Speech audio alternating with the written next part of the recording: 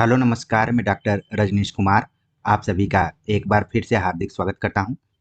आज के video lecture में हम बात करेंगे सीयूईटी पीजी हिंदी और यूजीसी नेट की परीक्षाओं को ध्यान में रखते हुए अभ्यास सेट नंबर 9 के ऊपर।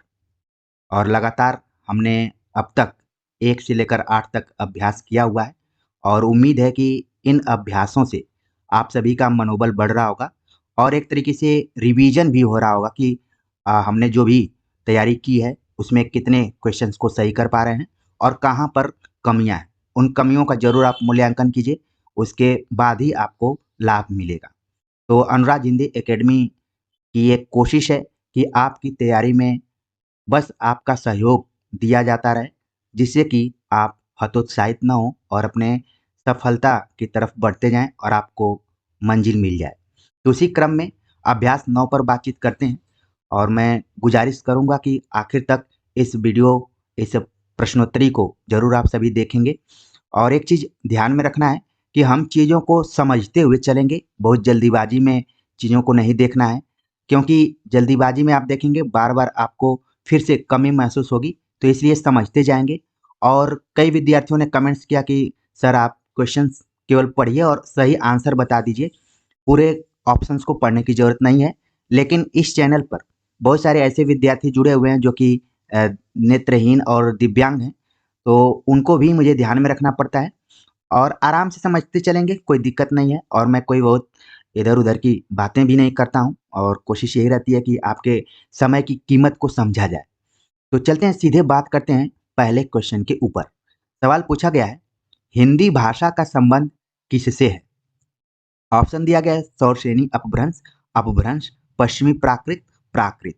तो जैसे ही मैं प्रश्नों को पढ़ता हूँ और विकल्पों को पढ़ता हूँ तो आप अपने दिमाग को दौड़ाइए। अगर तुरंत आपका दिमाग कैच कर लेता है कि इसका आंसर ये है, तो आराम से उसको अपने दिमाग में 10 सेकेंड रिवाइज कीजिए, ताकि वो हमेशा के लिए बैठ जाए और कहीं भी आपसे पूछा जाए तो आपका दिमाग उसको खंगाल कर तुरंत बता दे। तो चलते हैं, हिंदी भाषा का संबंध किससे है? बिल्कुल, बहुत सारे विद्यार्थियों ने इसका सही जवाब दे दिया है कि ऑप्शन ए इसका सही जवाब है कि सौरसेनी अपभ्रंश। ठीक है, अपभ्रंश, प्राकृत ये इसके विकास क्रम में तो जरूर है, लेकिन आखिर में जो इसका संबंध है वो सौरसेनी अपभ्रंश से है। चलते हैं आगे, बात करते हैं अगले क्वेश्चन पे। प्रश्न पूछा गया है, इनमें से कौन सी रचना अवधि में नहीं है? अवधि में कौन सी रचना नहीं है? तो सबसे पहले तो हमें नहीं को ध्यान में रखना है। ऑप्शन दिया गया है पद्मावत, मधुमालती, कवितावली, नूर जवाहर। तो ये रचनाएं दी गई हैं और तुरंत आपके दिमाग में आने लगा होगा कि अवधि में कौन कौन सी रचनाएं हैं। ठीक है, तो ये थोड़ा सा टेक्निकल सवाल है, बहुत जल्दीबाजी में इसका आंसर नहीं दे सकते हैं जब तक ठोस आप पढ़े ना हो। तो भी आप एलिमिनेट कर सकते हैं कि पद्मावत अवधि में है, मधुमालती अवधि में है, नूर जवाहर अवधि में है, क्योंकि जितने सूफी काव्य हैं सभी अवधि में लिखे गए हैं।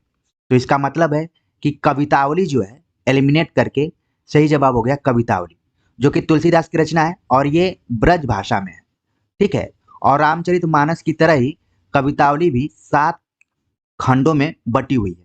और एक चीज और ध्यान में रखना है कि तुलसीदास ने इसको मुक्तक काव्य के तौर पर लिखा हुआ है और इसमें राम के बचपन की जो बाल रूप की झांकी है उसका जिक्र इसमें किया गया है, बाल रूप का वर्णन इस रचना में किया गया है। तो ये कुछ चीजें हैं और कवितावली नाम से ही पता चल रहा है कि इसमें जो छंद है वो कवित्त है, कवित्त छंद प्रमुख है, साथ में सवैये का भी प्रयोग किया गया है। ठीक है ना, तो इन छंदों को जरूर ध्यान में रखिए।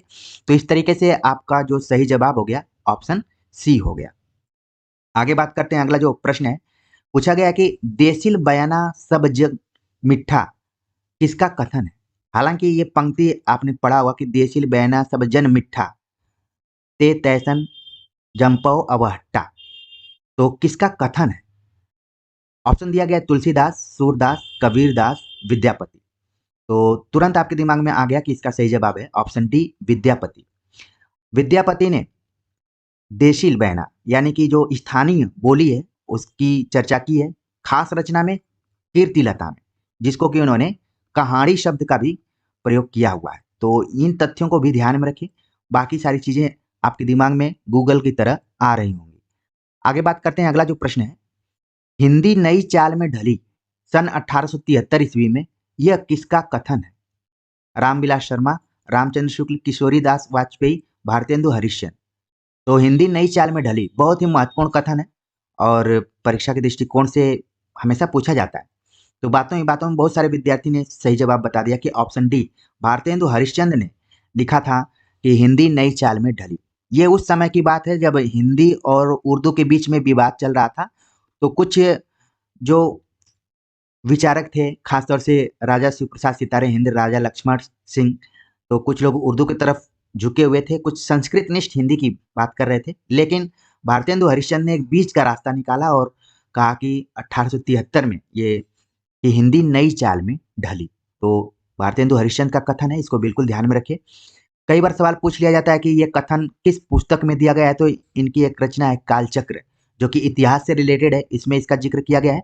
और दूसरा जिक्र इसका किया गया है हरिश्चंद्र मैगजीन का, नाम आपने सुना होगा, हरिश्चंद्र चंद्रिका भी इसको कहा जाता है, तो वहां से भी जोड़कर देख सकते हैं।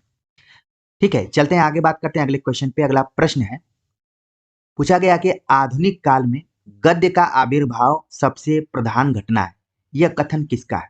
महावीर प्रसाद द्विवेदी, रामचंद्र शुक्ल, रामविलास शर्मा, नंदुलारे वाजपेयी।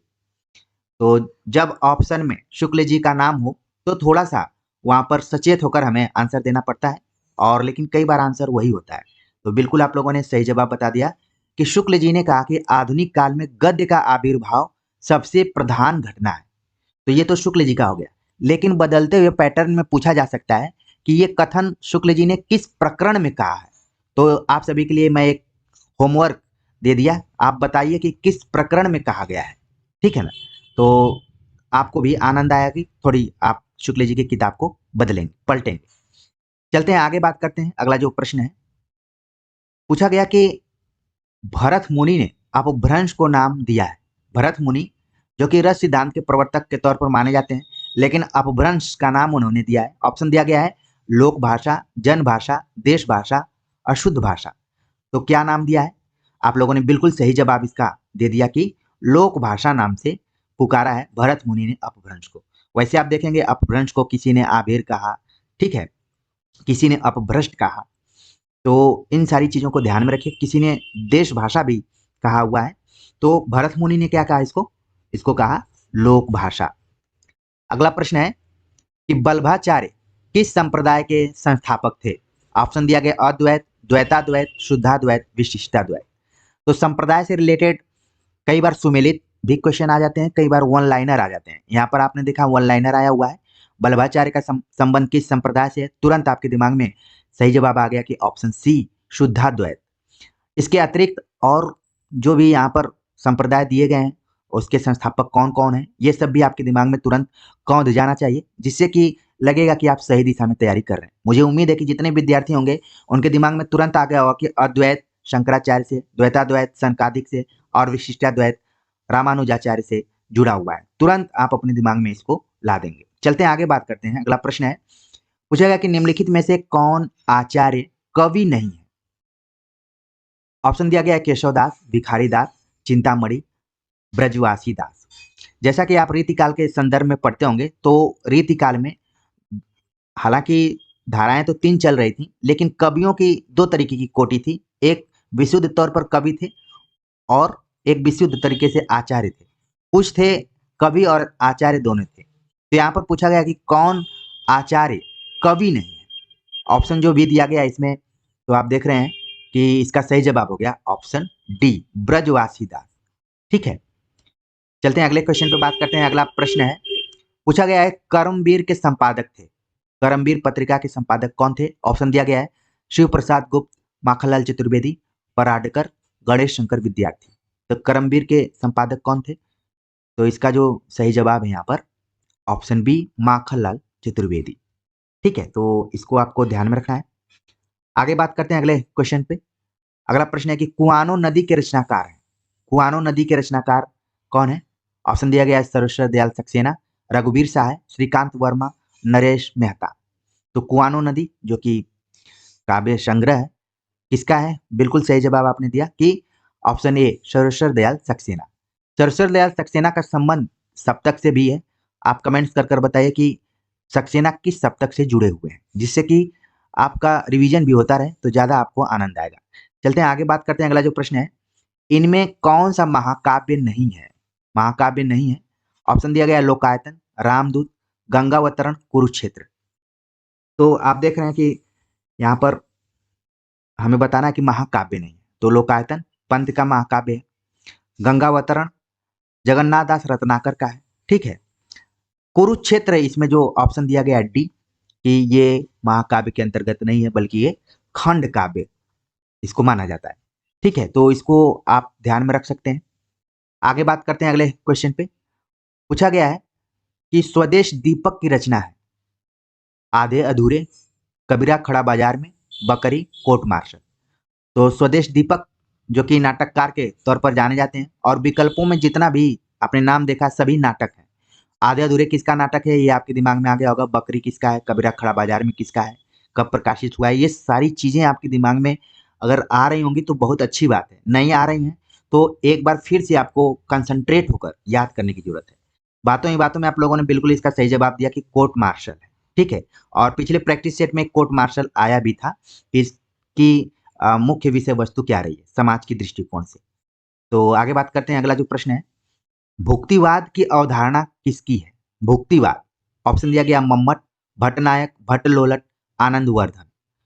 तो जब आप रस सूत्र की व्याख्या पढ़ेंगे तो वहां पर भुक्तिवाद का जिक्र होता है, और किसकी अवधारणा है तुरंत आप लोगों ने बता दिया कि ये भट्टनायक की, ठीक है। ये वही भट्टनायक हैं जिन्होंने एक सिद्धांत दिया जिसका नाम है साधारणीकरण का सिद्धांत, ठीक है ना। तो इसको भी आप ध्यान में रख सकते हैं, सवाल पूछा जाता है। और बाकी भट्टनायक के अतिरिक्त 3 और रससूत्र के व्याख्याता हैं, उनके भी सिद्धांतों को जरूर ध्यान में रखिए, उनकी अवधारणाओं को ध्यान में रखिए। आगे बात करते हैं, अगला जो प्रश्न है, पूछा गया कि उज्ज्वल नीलमणि किस आचार्य की रचना है? ये भी एक बार प्रैक्टिस सेट में आ चुका है, इसलिए रिवीजन के तौर पर देख सकते हैं इसको। ऑप्शन दिया गया है मधुसूदन सरस्वती, रूप गोस्वामी, रामानंद, रामानुजाचार्य। तुरंत आपके दिमाग में आ गया होगा कि हमने उज्ज्वल नीलमणि पढ़ा है कि रूप गोस्वामी इसके रचनाकार जो कि भक्ति काल से जुड़े हुए हैं और कृष्ण भक्ति शाखा। तो इसको ध्यान में रखें, बाकी जितने भी आचार्य हैं सब भक्ति काल से जुड़े हुए हैं। आगे बात करते हैं, अगला जो प्रश्न है, पूछा गया कि सर्वव्यापी एक कुम्हारा, जाकी महिमा आर न पारा, हिंदू तुरक का एक कर्ता, एक ब्रह्म समन का भरता के रचनाकार है। पंक्ति दी गई है और इस पंक्ति के रचनाकार कौन है? ऑप्शन दिया गया है कबीरदास, मलुकदास, तुलसीदास, रहीमदास। तो इनमें से हमें बताना है कि सही जवाब क्या है। तुरंत बहुत सारे विद्यार्थियों ने सही जवाब दे दिया है कि ऑप्शन बी मलुकदास। देखिए देखने में ऐसा लगेगा कि कबीरदास इसके रचनाकार होंगे, लेकिन यहाँ पर हमें ध्यान में रखना है कि इस तरीके की पंक्तियों का प्रयोग मलुकदास ने भी किया है। तो इसको आप विशेष तौर पर ध्यान में रखिए, नोट कर लीजिए। चलते हैं आगे बात करते हैं, अगला प्रश्न है, भाषा प्रवीण सुछंद सदा रहे, सो घन जी के कवित्व बखाने। पंक्ति है घनानंद की, बोधा की, ब्रज रत्न की दास की, या फिर रत्नाकर की। जब हम आचार्य रामचंद्र शुक्ल की दृष्टि में घनानंद को पढ़ रहे थे तो ये पंक्ति वहां पर आई हुई थी, और हमने सचेत भी किया था कि ये किसकी पंक्ति है, क्योंकि यहाँ पर घन शब्द को देखते ही विद्यार्थियों में कंफ्यूजन सा क्रिएट होता है। लेकिन हमें ध्यान में रखना है कि ये रचना किसकी है, ये पंक्ति किसकी है। सही जवाब है ऑप्शन सी, ब्रज रत्न दास। तो बहुत सारे विद्यार्थी इसको लेकर क्लियर रहे होंगे, वो इसका सही जवाब दे दिए होंगे, लेकिन जो नए विद्यार्थी अभी इन परीक्षाओं में कदम रख रहे हैं उनके लिए यहाँ पर विशेष तौर पर सावधानी रखने की जरूरत है। आगे बात करते हैं, अगला जो प्रश्न है, अपने यहाँ संसद ऐसी घानी है जिसमें आधा तेल आधा पानी है के कवि हैं। तो इस पंक्ति के कवि कौन है? ऑप्शन दिया गया है केदारनाथ सिंह, धूमिल, लीलाधर जगुड़ी, राजेश जोशी। तो जितने भी कवियों का नाम आप देख रहे हैं सभी एक तरीके से समकालीन और सबसे लेटेस्ट कवियों में शामिल हैं। तो इसमें से हमें बताना है कि कौन है इसकी। आपने तुरंत सही जवाब बता दिया कि ये धूमिल की पंक्ति है, ठीक है। तो वही धूमिल जिनको कि आपको सिलेबस में पढ़ना भी है, और उनकी 2-3 कविताएं लगी हुई हैं। आगे बात करते हैं, अगला जो प्रश्न है, पूछा गया है कि नागरी प्रचारणी सभा काशी के संस्थापकों में थे। तो जैसे ही नागरी प्रचारणी सभा का नाम आता है तो तुरंत आपके दिमाग में इसका स्थापना वर्ष आ जाना चाहिए। और इसके संस्थापकों में कौन थे, कई बार हमने इसको बताया, विकल्प में पढ़ देता हूँ। शिव कुमार सिंह और बाबू श्याम सुंदर दास, आचार्य रामचंद्र शुक्ल और भारतेंदु, प्रताप नारायण मिश्र और बालकृष्ण भट्ट, रत्नाकर और शिव प्रसाद गुप्त। तो इसमें हमें एलिमिनेट करना है और सही जवाब हो गया ऑप्शन ए। एलिमिनेट करने में बहुत आसानी हुई क्योंकि हमने पढ़ा है आरएसएस, यानी कि इसमें हमने पढ़ा राम नारायण मिश्र करके। पहले इसके एक व्यक्ति का नाम है राम नारायण मिश्र, फिर हो गए श्याम सुंदर दास जिनका कि नाम यहाँ पर है, और इसके बाद शिव कुमार सिंह। तो आरएसएस याद करके आप रखिए तो होगा, या फिर जैसे भी आप याद करना चाहें एसएसआर भी कर सकते हैं क्योंकि आरएसएस कुछ जल्दी ही याद हो जाता है। तो इस तरीके से हमें कुछ फार्मूले भी अपनाने पड़ते हैं। तो सही जवाब हो गया ऑप्शन ए। चलते हैं आगे, बात करते हैं। अगला प्रश्न है, पूछा गया कि निम्नलिखित में कौन सी हिंदी पत्रिका है? हिंदी पत्रिका कौन सी है? ऑप्शन दिया गया केरल ज्योति, केरल दर्शन, दक्षिण निधि, देश पोषणी। तो देखने से ऐसा लग रहा है कि ये सारी पत्रिकाएं दक्षिण भारत से निकल रही हैं, लेकिन इसमें कौन ऐसी पत्रिका है जो कि हिंदी पत्रिका से हिंदी पत्रिका के रूप में जानी जाती है? तो इसका जो यहाँ पर सही जवाब है वो है ऑप्शन बी, केरल दर्शन। अगला प्रश्न है, विपाशा पत्रिका का प्रकाशन किस प्रदेश से होता है? विपाशा, ऑप्शन दिया गया है उत्तर प्रदेश, दिल्ली, हिमाचल प्रदेश, बिहार। तो विपाशा आप देखेंगे कि एक नदी का भी नाम है, पुराना नाम, ठीक है। तो उसी के नाम पर विपाशा पत्रिका एक तरीके से निकल रही है, और वो नदी खास प्रदेश से भी जुड़ी हुई है। तो बिल्कुल सही जवाब कई विद्यार्थियों ने दिया कि ये हिमाचल प्रदेश से निकलने वाली पत्रिका है विपाशा। तो आप देख रहे हैं कि क्रमशः 19 और 20 नाम के जो क्वेश्चन है ये थोड़े से क्रिएटिव ढंग से यहाँ पर बनाए गए हैं। अगला प्रश्न है जो कि कालक्रम के अनुसार पर आधारित है। पूछा गया कि निम्नलिखित रचनाओं का कालक्रमानुसार सही अनुक्रम लिखिए। रचनाएं दी गई हैं कीर्तिलता, विनय पत्रिका, वीर सिंह देवचरित, ठाकुर ठसक।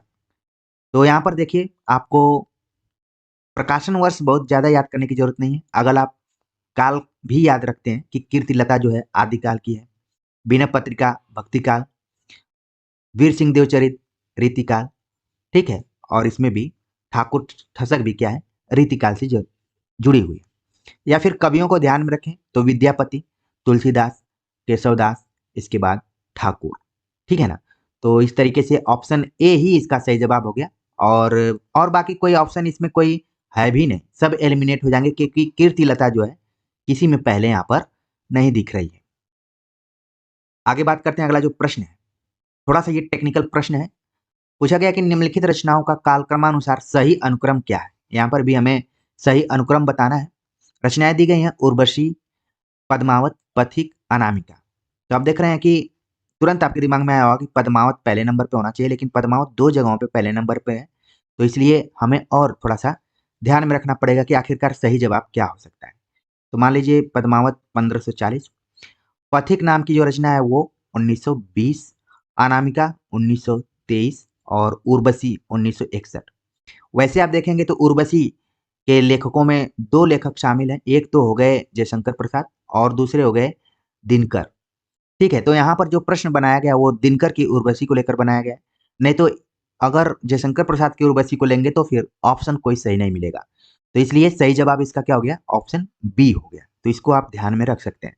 कई विद्यार्थी कमेंट्स करते हैं कि सर हमें प्रकाशन वर्ष इत्यादि याद नहीं रहता है, तो उसके लिए थोड़ी सी प्रैक्टिस करना पड़ेगा, ठीक है ना, क्योंकि प्रैक्टिस के अलावा और कोई हमारे पास रास्ता नहीं है। ठीक वैसे ही जैसे आचार्य रामचंद्र शुक्ल ने कहा कि भक्ति काल का उदय इसलिए हुआ कि हम अपने पौरुष से हताश निराश हुए, तो भक्ति के शरण में हमें जाना पड़ा। तो याद करना है तो हमें मेहनत करना पड़ेगा और थोड़ा सा रिवीजन पर जोर देना पड़ेगा। चलते हैं आगे, बात करते हैं अगले क्वेश्चन के ऊपर। पूछा गया है कौन सा अनुक्रम सही है? कौन सा अनुक्रम इसमें सही है? रचनाओं का नाम दिया गया है प्रायश्चित, चंद्रगुप्त, ध्रुव स्वामिनी, सज्जन। तो देखने से ऐसा लग रहा है कि ये सब जयशंकर प्रसाद के नाटक हैं। तो पहले तो आपको ध्यान में रखना है कि जयशंकर प्रसाद के नाटकों का ही एक क्रम दे दिया गया है यहाँ पर, और तुरंत आपके दिमाग में सारी चीजें आने भी लगी होंगी कि सबसे पहले मैंने कौन सा नाटक पढ़ा हुआ था। तो सज्जन, ऑप्शन सी इसका सही जवाब है। पहले सज्जन है जिसका प्रकाशन 1910 ईस्वी में हुआ, फिर प्रायश्चित नाम का नाटक आया जिसका प्रकाशन 1913 में हुआ, और चंद्रगुप्त को आप जानते हैं 1931, ध्रुव स्वामिनी 1933। जयशंकर प्रसाद की एक रचना का नाम मैंने और बताया था एक वीडियो लेक्चर में, जो कि आचार्य रामचंद्र शुक्ल की दृष्टि में थी। तो 1933 में वो भी रचना काफी फेमस रही है। तो ध्यान में रखना है, जोड़ जोड़ कर पढ़ना है तभी याद होगा, ठीक है ना। तो सही जवाब हो गया ऑप्शन सी। आगे बात करते हैं, अगला जो प्रश्न है, पूछा गया कि निम्नलिखित वर्गों में रचनाकारों का कालक्रमानुसार कौन सा अनुक्रम सही है। तो रचनाकारों का नाम दिया गया और कालक्रम के अनुसार हमें बताना है कि कौन सा क्रम सही है। दिनकर, बच्चन, अज्ञे, मैथिली शरण गुप्त। तो सबसे पहले हम यहाँ पर क्या करेंगे कि एलिमिनेट करते हैं, ठीक है। तो दिनकर, यहाँ मैथिली शरण गुप्त सबसे पहले होने चाहिए, ये पहले ही गलत हो गया। आगे यहाँ भी मैथिली शरण गुप्त आखिर में है और यहाँ भी है। तो इस तरीके से 3 ऑप्शन तो ऐसे ही कट हो गए। सही जवाब हो गया ऑप्शन बी, ठीक है। तो ऑप्शन बी तो इसका बिल्कुल सही जवाब है। एक बार हम ईयर लिख लेते हैं कि 1886 में मैथिली शरण गुप्त का जन्म हुआ था, ठीक है। और हम आचार्य रामचंद्र शुक्ल को बार बार आप लोगों को पढ़ाते हैं, तो उनका जन्म देखिए 1884 में हुआ था, यानी कि शुक्ल जी मैथिली शरण गुप्त से 2 वर्ष बड़े थे। तो ऐसे कोरिलेट करके याद कर सकते हैं आप। मैथिली शरण गुप्त 1886 में इनका जन्म हुआ। दिनकर का जन्म देखिए 1908 में हुआ है, बच्चन का 1907 में हुआ है और अज्ञे का 1911 में हुआ है। तो यहाँ पर देखिए नियरेस्ट आंसर ये है, ठीक है ना। बहुत परफेक्ट इसमें नहीं, थोड़ी सी इसमें घालमेल जरूर हो गया है क्वेश्चन में, फिर भी अन्य ऑप्शंस के मुकाबले ऑप्शन बी क्या है यहाँ पर सही जवाब है। तो इस तरीके के प्रश्न भी आते हैं, क्योंकि हम अभ्यास कर रहे हैं तो हमने प्रश्नों में कोई छेड़छाड़ नहीं किया है। चलते हैं आगे बात करते हैं। अगला जो प्रश्न है, पूछा गया कि निम्नलिखित वर्गों में कालक्रमानुसार आचार्यों का कौन सा क्रम सही है। आचार्यों का कौन सा क्रम सही है। तो संस्कृत आचार्यों का यहाँ पर नाम दिया गया है, मम्मट, दंडी, भामा, आनंदवर्धन। तो आप देखेंगे कि जिसमें भामा लास्ट में एलिमिनेट करते हैं वो नहीं होंगे, और बीच में भी जहाँ दिए गए हैं वो भी नहीं होंगे, वो भी नहीं होंगे। तो इस तरीके से आपका सही जवाब हो गया ऑप्शन सी। लेकिन अगर आप पुष्ट और जानकारी रखना चाहते हैं ताकि अन्य परीक्षाओं में या फिर अन्य प्रैक्टिस सेटों में आप वहाँ पर 100% सही करें, तो आप याद कर सकते हैं कि छठी सदी के आसपास में भामा का समय है, और 7वीं में दंडी का है, और यहाँ पर 9वीं में आनंदवर्धन का है, और 11वीं में आप देख रहे हैं कि मम्मट का है। तो ऐसे भी याद कर सकते हैं, नहीं तो एलिमिनेट करके आप देखें कि तुरंत सही जवाब हो गया ऑप्शन सी हो गया। आगे बात करते हैं अगले क्वेश्चन पे। अगला प्रश्न है जो कि अनुक्रम पर ही आधारित है। पूछा गया कि रचना काल के अनुसार कौन सा अनुक्रम सही है। शिव शंभू की चिट्ठी, काव्य और कला तथा अन्य निबंध, कुटज, कहाँ है द्वारका। तो यही ऑप्शन चारों में दिए गए इधर उधर घुमाकर। तो हम देखते हैं यहाँ पर कि जहां जहां शिव शंभू की चिट्ठी बाद में दिया गया उन सबको हमें काट देना है, ठीक है ना। तो सही जवाब आपका हो गया ऑप्शन ए। ऑप्शन ए सही जवाब इसलिए हो रहा है कि शिव शंभू की चिट्ठी एक तरीके से देखा जाए तो द्विवेदी युग की रचना है। बाल मुकुंद गुप्त को भली भांति आप जानते हैं। काव्य और कला तथा अन्य निबंध जो कि जयशंकर प्रसाद की है, तो ये छायावाद से जुड़े हुए। कुटज हजारी प्रसाद द्विवेदी की रचना है, तो एक तरीके से शुक्ल जी के बाद के हैं। कहाँ है द्वारका, ये हो गया अज्ञे का। तो इस तरीके से हम इस हिसाब से भी इसका सही जवाब बता सकते हैं कि ऑप्शन ए है। चलते हैं आगे बात करते हैं। अगला जो प्रश्न है, पूछा गया कि रचना काल के अनुसार कौन सा अनुक्रम सही है। तो यहाँ पर रचनाएं दी गई हैं। पीली छतरी वाली लड़की, यारों के यार, 11 वर्ष का समय, ठाकुर का कुआं। तो अगर हम रचनाकारों का नाम याद रखते हैं तो हम बता सकते हैं कि कौन सा इसमें क्रम सही है। तो देखिए सबसे पहले इसमें 11 वर्ष का समय होना चाहिए, तो ऑप्शन बी इसका सही जवाब है, ठीक है। तो 11 वर्ष का समय संयोग से आचार्य रामचंद्र शुक्ल की कहानी है। ठाकुर का कुआं प्रेमचंद, यारों के यार कृष्ण शोभती, और पीली छतरी वाली लड़की उदय प्रकाश। तो इस तरीके से सही जवाब क्या हो गया ऑप्शन बी। बाकी 11 वर्ष का समय हर जगह इधर उधर दिया हुआ है, तो एलिमिनेट कर सकते हैं आप, ठीक है ना। तो इसी तरीके से आप क्वेश्चंस को हल करें तो ज्यादा आपको आनंद आएगा और आपका अधिक से अधिक प्रश्न सही होगा। चलते हैं आगे बात करते हैं। अगला जो प्रश्न है, रचना काल के अनुसार पत्रिकाओं का सही अनुक्रम रेखांकित कीजिए। पत्रिकाएं दी गई हैं, नई कविता, नागरी नीरद, दिनमान, चांद। तो अगर आपने पत्रिकाओं को ठीक से पढ़ा होगा तो सही जवाब तक जाना शुरू कर दिए होंगे।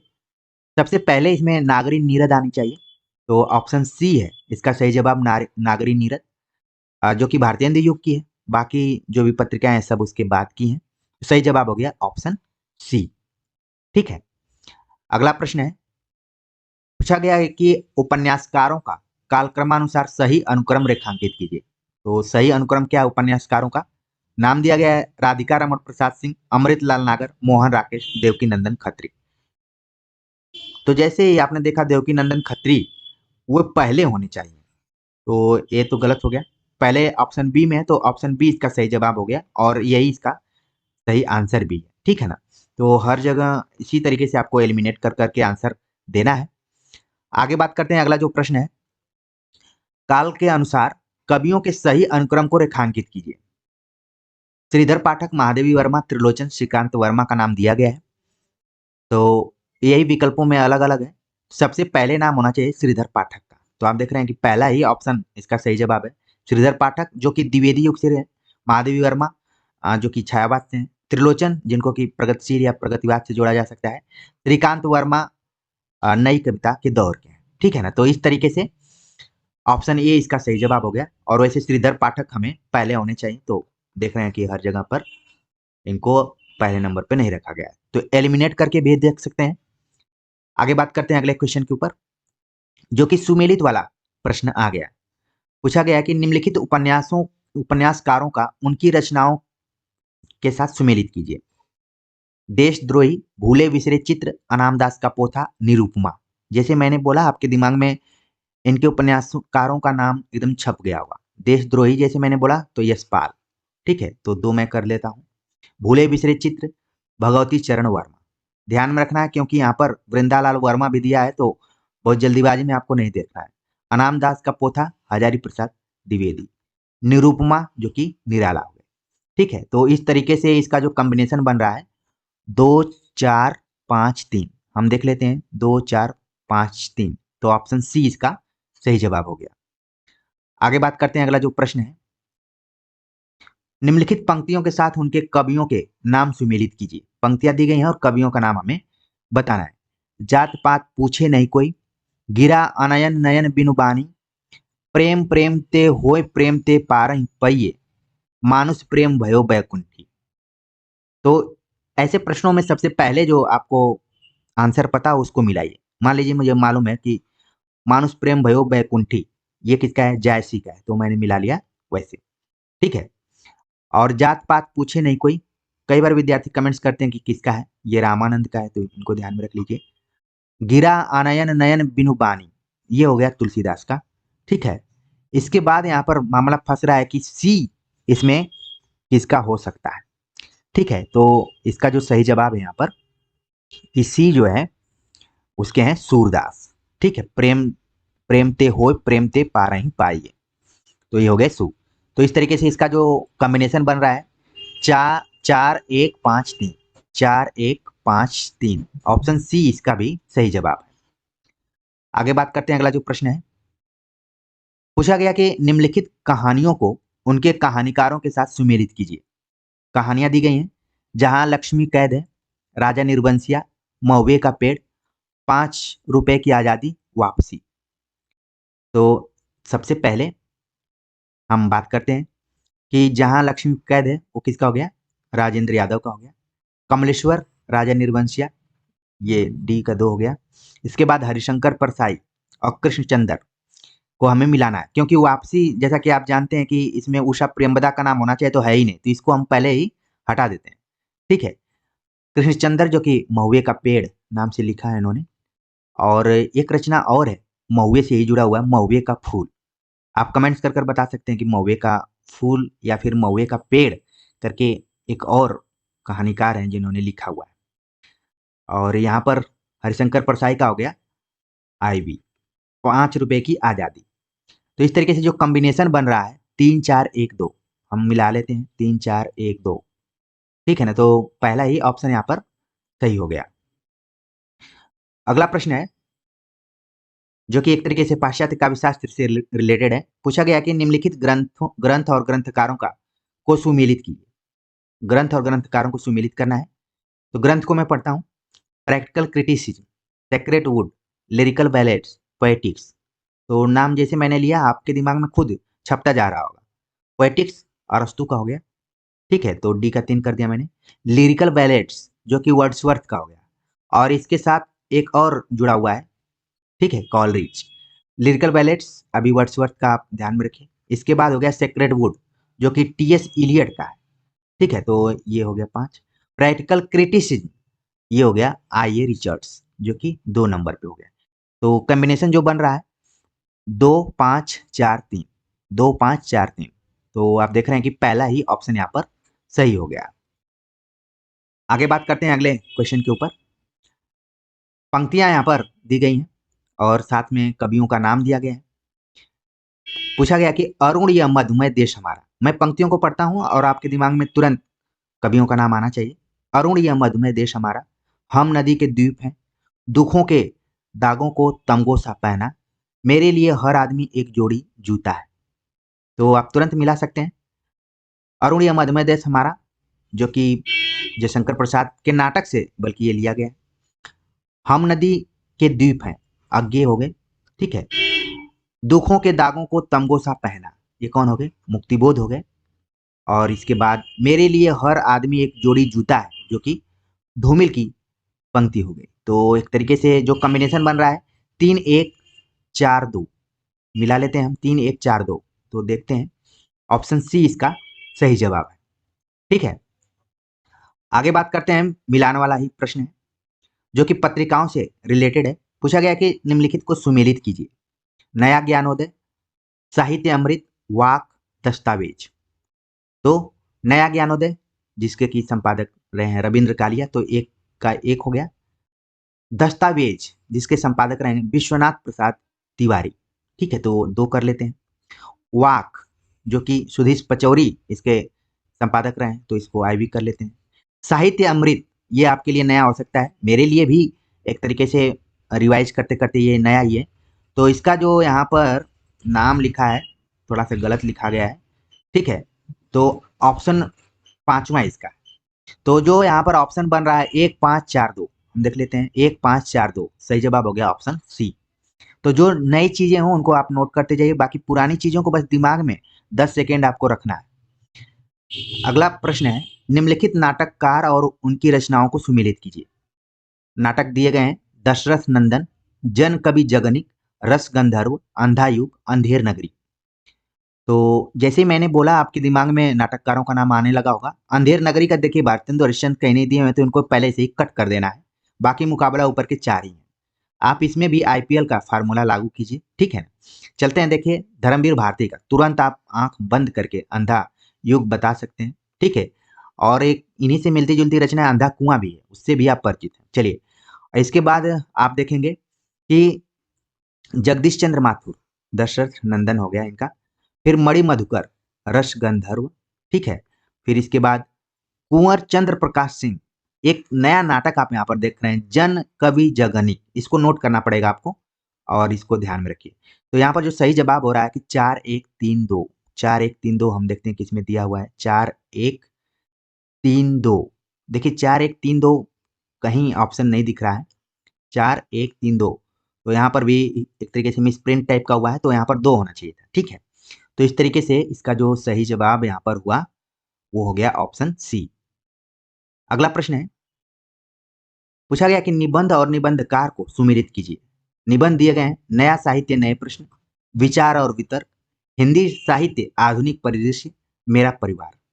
तो इसको जोड़ना है हमें। तो सबसे पहले मान लीजिए मैं मेरा परिवार से जोड़ देता हूँ, डी का 1 हो गया। फिर नया साहित्य नए प्रश्न, आपको बताना है नंदुलारे वाजपेयी का हो गया।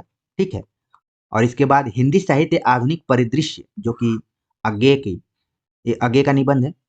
और विचार और वितर्क, ये हो गया हजारी प्रसाद द्विवेदी का। तो इस तरीके से जो ऑप्शन बन रहा है 3 4 2 1, विवेकी राय यहाँ पर नहीं है। 3 4 2 1 हम देख लेते हैं, तो सही हो गया ऑप्शन बी। अगला प्रश्न है जो कि पात्रों से रिलेटेड है। पूछा गया कि निम्नलिखित उपन्यासों को उनके पुरुष पात्रों के साथ सुमेलित कीजिए। तो पात्रों का नाम दिया गया है देवी दीन, आपके दिमाग में बैठ गया होगा कि हमने कहाँ पढ़ा था। कीर्ति वर्मा, ओंकारनाथ, कुंदन। तो ये जो यहाँ पर नाम दिए गए हैं, तो सबसे पहले हम देखते हैं कि जो देवी दीन है ये किससे हैं? गबन से हैं। तो ए का क्या हो गया? आईबी हो गया। इसके बाद हम देखते हैं कि जो कीर्ति वर्मा है ये नीला चांद से जुड़े हुए हैं। ठीक है, तो एक हो गया। ओंकारनाथ, ओंकारनाथ का संबंध, ठीक है, ऑप्शन 5 से हो गया गोदान से, और कुंदन का संबंध हो गया किस्सा गुलाम से। तो पहले तो इन उपन्यासों के उपन्यासकारों का नाम जरूर आपके ध्यान में आना चाहिए कि कौन किसके लेखक हैं। ठीक है, और यहाँ पर जो बन रहा है ऑप्शन 4152, हम देखते हैं 4152। तो इस तरीके से ऑप्शन ए इसका सही जवाब है। अगला प्रश्न है जो कि भारतीय काव्य शास्त्र से रिलेटेड है। पूछा गया कि निम्नलिखित काव्य लक्षणों को उनके प्रतिस्थापकों के साथ सुमेलित कीजिए। शब्दार्थो सहितो काव्यम, ननु शब्दार्थो काव्यम, शब्दार्थो सहितो वक्र कवि व्यापारशालिनी, वाक्यम रसात्मकम काव्यम। तो मान लीजिए सबसे पहले मैं विश्वनाथ जी को ही मिला देता हूँ। वाक्यम रसात्मकम काव्यम, शब्दार्थो सहितो काव्यम भाम, ये बिल्कुल आप सभी को रटा होगा। ननु शब्दार्थो काव्यम दंडी, तो इसको वक्र कवि व्यापार शालिनी, जैसे आए तो जहां पर वक्रोक्ति इत्यादि का है तो कुंतक का नाम आ जाना चाहिए। तो जो यहाँ पर कॉम्बिनेशन बन रहा है 3 1 2 5, 3 1 2 5 हम देखते हैं, सही हो गया ऑप्शन डी। ठीक है, तो इस तरीके से हमने सुमेलित वाले प्रश्नों को देख लिया। आगे जो प्रश्न है वो स्थापना और तर्क पर आधारित है। स्थापना दी गई है कि मनोविज्ञान के आधार पर व्यक्ति के भाषागत ग्रहण और संप्रेषण सामर्थ्य में अंतर स्वाभाविक है। तर्क दिया गया क्योंकि प्रत्येक व्यक्ति की मनोवैज्ञानिक क्षमता में अंतर नहीं है। तो हमें बताना है कि इसमें कौन सही है कौन गलत है। तो जो स्थापना दी गई है वो क्या है, सही है। बताया गया कि मनोविज्ञान के आधार पर व्यक्ति के भाषागत ग्रहण और संप्रेषण सामर्थ्य में अंतर स्वाभाविक है, ये क्या है, सही है। और तर्क दिया गया क्योंकि प्रत्येक व्यक्ति की मनोवैज्ञानिक क्षमता में अंतर नहीं है। देखिए ऊपर कहा जा रहा है कि अंतर स्वाभाविक है और नीचे कहा जा रहा है कि अंतर नहीं है, तो इस तरीके से ये क्या हो गया, गलत हो गया। सही जवाब हो गया ऑप्शन ए कि ये सही है और आर गलत है। आगे बात करते हैं, अगला जो प्रश्न है पूछा गया कि नए काव्य में नए जीवन मूल्यों की प्रतिष्ठा और स्वतंत्र प्रयोग की प्रवृत्ति मिलती है क्योंकि इसमें जीवन मूल्यों का विखराव मिलता है। तो स्थापना जो दी गई और तर्क आप देख रहे हैं आपस में क्या संबंध है। नए काव्य में नए जीवन मूल्यों की प्रतिष्ठा और स्वतंत्र प्रयोग की प्रवृत्ति मिलती है। जैसे नई कविता और प्रयोगवाद इत्यादि पढ़ेंगे तो वहां पर यह कथन क्या हो गया, सही हो गया। और कहा जा रहा है कि इसमें जीवन मूल्यों का विखराव मिलता है, ये क्या है, गलत है। तो सही जवाब हो गया ऑप्शन सी कि ए सही है और आर गलत है। अगला प्रश्न है, कहा गया कि कामायनी का नायक शास्त्रीय महाकाव्यों के नायकों से भिन्न है क्योंकि उसका अजनबीपन जीवन के प्रति तुच्छता बरतता है। तो कामायनी का जो नायक है मनु, वो शास्त्रीय महाकाव्यों, ठीक है, जैसे संस्कृत के महाकाव्य जैसे कि आप देखेंगे अभिज्ञान शाकुंतलम इत्यादि का, तो उसके नायकों से क्या है, भिन्न है, ये बात तो सही है। और कहा गया क्योंकि उसका अजनबीपन जीवन के प्रति तुच्छता बरतता है। जो तर्क दिया गया है यहाँ पर वो क्या है, ये भी गलत है। तो इस तरीके से इसका जो सही जवाब है कि ए सही है लेकिन आर यहाँ पर गलत है। अगला प्रश्न है, तर्क दिया स्थापना दी गई है बैर क्रोध का अचार या मुरब्बा है क्योंकि बैर से दोस्ती बढ़ती है। तो ये सीधे सीधे आचार्य रामचंद्र शुक्ल के निबंध से उठा लिया गया है, ठीक है ना। तो बैर क्रोध का अचार या मुरब्बा है, ये तो बात सही है, लेकिन तर्क दिया जा रहा है कि क्योंकि बैर से दोस्ती बढ़ती है, बैर से दोस्ती बढ़ती है, ये बात क्या है, गलत हो गई। तो इसमें क्या हो गया, ए सही है लेकिन आर क्या है, गलत है। तो इस तरीके से इसका सही जवाब हो गया ऑप्शन ए। और आज का जो आखिरी प्रश्न है पूछा गया है कि स्थापना में काव्य की पूर्ण अनुभूति के लिए कल्पना का व्यापार कवि और श्रोता दोनों के लिए अनिवार्य है क्योंकि काव्यानुभूति में वस्तु के साथ वक्ता की मूर्त भावना होती है। तो स्थापना भी सही है और तर्क भी क्या है, सही है। इस तरीके से ऑप्शन डी इसका सही जवाब हो गया कि दोनों सही है क्योंकि काव्य की पूर्ण अनुभूति के लिए कल्पना का व्यापार कवि और श्रोता श्रोता मतलब पाठक, दोनों के लिए क्या है? अनिवार्य। तभी आप पूर्ण अनुभूति कर पाएंगे। और क्योंकि काव्यानुभूति में वस्तु के साथ वक्ता की मूर्त भावना होती है। तो एक तरीके से ये दोनों ऑप्शन क्या हो गए? सही हो गए। तो ऑप्शन डी इसका सही जवाब है। तो इस तरीके से हमने कुल 45 प्रश्नों पर आपसे बातचीत किया, अभ्यास किया, आपका रिवीजन हुआ होगा और आपने एक अनुमान किया होगा कि कितना प्रश्न आपका सही हुआ, कितना गलत हुआ और स्वमूल्यांकन भी कर लिया होगा कि हमें और कितना मेहनत करना है। तो इसी तरीके से लगातार इस चैनल से जुड़े रहिए और अपने परिचितों, दोस्तों, रिश्तेदारों को ज़रूर बताइए इसके बारे में, क्योंकि जो कुछ हैं आप ही लोग हैं, आप ही के माध्यम से हम हैं। तो लगातार बने रहिए। कई विद्यार्थी कमेंट्स करते हैं कि सर इसका नोटिफ़िकेशन नहीं मिल रहा है। तो एक बार से आप लोग इसको बेल आइकन इत्यादि जो होता है उसको दबा दीजिए और फिर से एक बार आप जाकर चैनल पे इसको लाइक, कमेंट्स-वमेंट्स करते रहिए तो जाएगा, बिल्कुल जाएगा नोटिफ़िकेशन। तो मिलते हैं नए टॉपिक के साथ, तब तक के लिए नमस्कार।